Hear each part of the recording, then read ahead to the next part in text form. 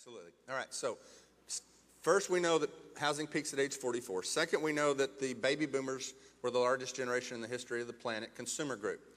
Now you know, I'm going to arm you with another fact. Okay. 1961 is the top of the baby boomer cycle. Yeah.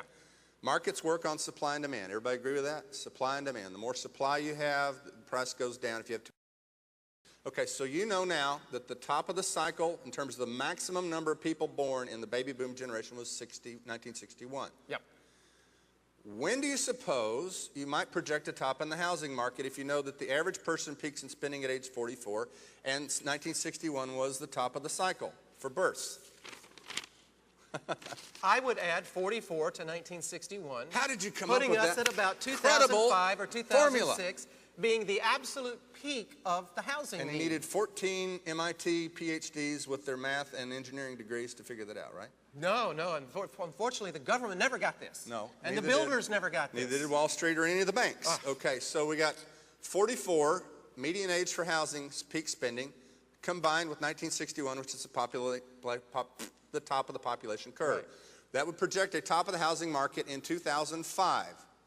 Now, I have to tell you this is terrible. It was wrong by 2 months. Actually, 3. March of 2006 was the absolute top of the housing market. Now, how accurate is that? Wouldn't you say that's pretty accurate? Okay. Now, I'm going to come back to that because I'm going to show you the top of the housing market in a second. Let's take a look at the typical housing bust and bubble and burst. Oh, because we've had these in the past. We've had these in the past. Finland, Norway, the United States in the 80s. What happens is human nature has never changed. So it doesn't matter, and I teach a whole course on this, on investing psychology. The same things happened in the dot-com era that also happened in the 1920s. Instead of being the era of the dot-com, of the internet era, it was the radio age.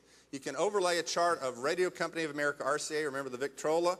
You can overlay that with Cisco Systems and they're a perfect match, absolute perfect match. Why? Because human nature has never changed. So you get the same behavior we have greed, we have complacency, we have fear, we have panic, all those human elements.